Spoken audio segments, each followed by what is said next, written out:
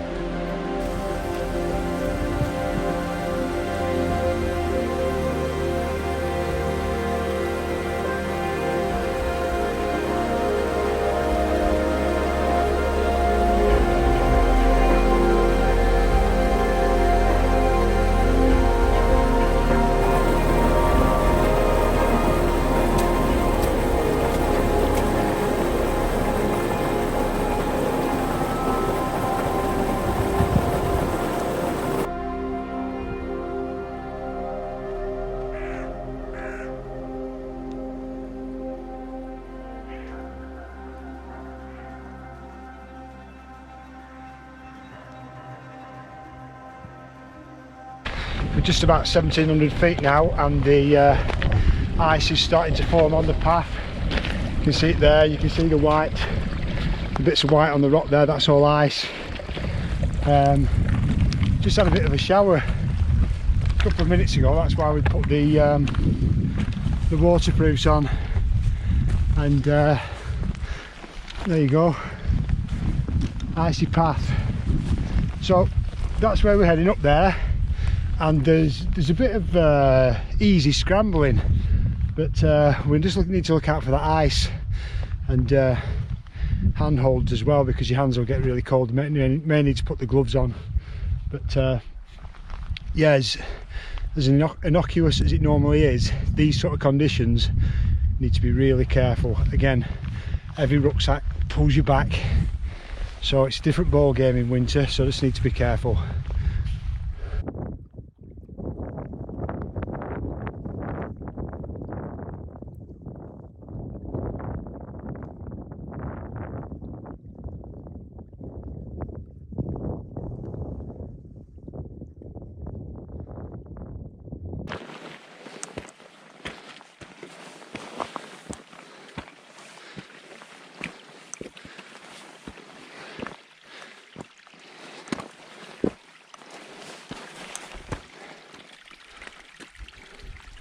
Just reached the scrambly section now, as we approach the summit of Pike of Blisco, and a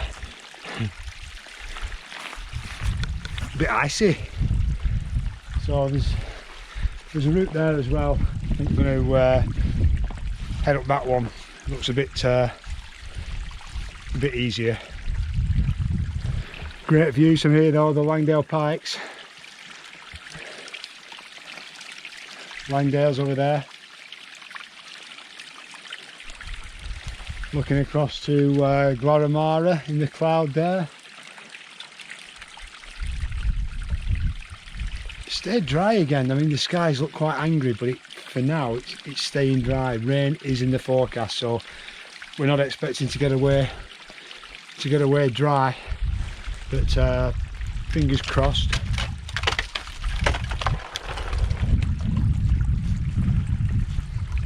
Maybe I shouldn't be stood here. Fingers crossed we'll get away with it for a bit longer.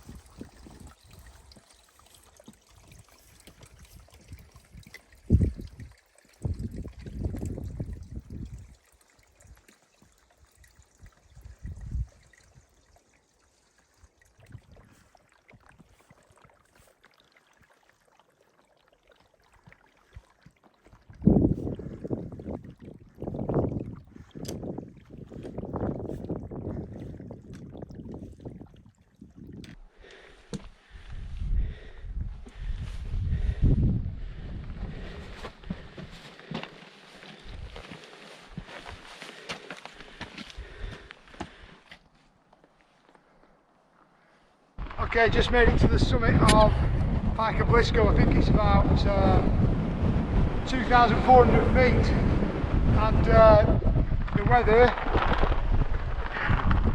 is changing.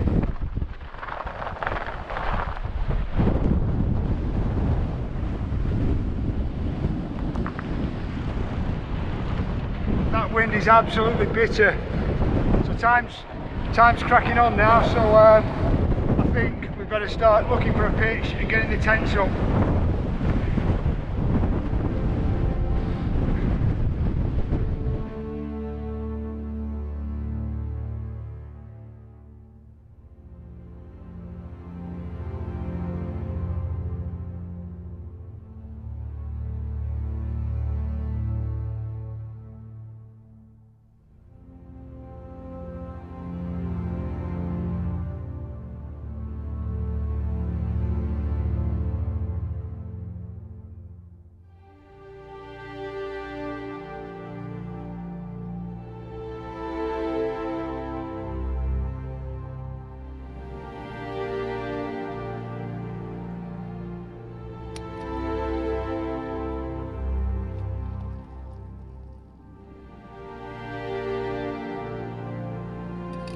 Well, that was lucky. We just managed to get tents pitched up before it started raining. Don't know if you can hear that. Yeah, the rain's on now. I think the forecast is for rain probably up until midnight, and at some point it'll be turning to sleet and snow. You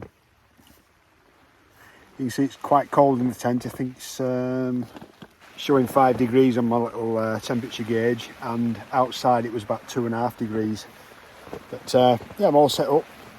Got my little candle going. I've just had something to eat and had a brew, so I feel better after that. But got something new to show you on this trip.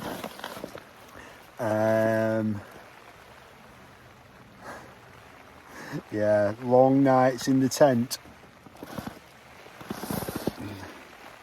in winter, and very handy. Saves you having to get out, because as soon as you get out you get freezing cold, then you get back in again, and then you've got to start warming up. So it's just easier not to get out of the tent sometimes when it's really cold. And tonight in the early hours, I think it's about 2 o'clock, 3 a.m, something like that, it's supposed to be snowing and the winds are picking up as well. So I don't want to be getting out in that. So yeah, come in handy that. The last trip I had out, I've decided to get something proper, because the last trip I had out, I used an empty milk carton and I crushed it down and got it in my rucksack. Used it, and once I've used the pee bottle, I use it to act like a little hot water bottle as well. So I put it in my tent, and unfortunately it had punctured, so it had a leak. Yeah, you can imagine the rest. But yeah, I've got this now, so I don't need to mess about with anything else. I can use that, and all will be good. Saves me getting out of the tent and getting freezing cold. So it's just gone 8 o'clock now, and as you can hear, that rain's really sort of picked up. 2 degrees outside. As I said previously, the forecast is for this to turn to snow after midnight. But the weather on the whole is pretty much as forecast, really. These winds are picking up as well, which that was forecast. We're on the eastern side of the summit, Pike and Blisco, probably about 50 foot down from the summit. So we're just quite in a sheltered area. Obviously that depends which way the wind's blowing, but currently the wind's coming from the west. So we're on the east side, about 50 feet down, and getting quite a bit of shelter. It's pretty good, actually. We just had a wander up to the summit before this rain came on, and winds were probably about 20 miles per hour constant up there, so it's good to be just off the summit and in a bit of shelter down here. Hello there. Well, it's 1 o'clock in the morning now, and that rain is getting really fat and it's battering the tent. Winds are getting up now as well, so it's been like this for quite a while, probably about 2 hours it's been like this. Hope you can hear me over that racket, but the temperature outside is 2.8 degrees, so it's still too warm for any snow yet. Hopefully within the next hour or so it's going to start dropping, and we might get some snow, but it's a wild old night. It's funny, we're just below the summit, about 50 feet below the summit, and there's quite a few rocky outcrops just around where we're pitched. And the wind is rattling through, and it sounds like a jet plane coming through, it really does. So it's a wild old night, but we're doing okay. Just keeping the fingers crossed for some snow later. Well, it's 2 o'clock now, 2 a.m, and all of a sudden the temperature just really plummeted. It was hovering about just below 3 degrees, and within a matter of 15 minutes it plummeted to below 0. So it's sleeting outside, and still getting some really big gusts blowing through, but it's sleeting and it's falling on the tent as well. I can hear it sliding off. So things are starting to change. Hopefully it's a sign of more to come. But some of the gusts coming through have been really rocking the tent. But it's gone quiet now. That's why I've took the opportunity to talk to you while the wind's not battering us. But yeah. Oh, thought there was a gust then. Again, because we're lower down than the summit there, you can hear the wind. It hits the summit. You can hear this howling noise, and then all of a sudden it whacks into the tent. So I think we've definitely got a good spot down here just below the summit. and I'm glad we're here as well, out of that crazy wind. We measured the wind speed earlier was 30 miles an hour, and we couldn't really get out the tent. It was just a matter of sticking your hand out and measuring the wind speed, but it was 30 mile an hour quite constantly. But it has settled down now, thank goodness. Yeah, looking good.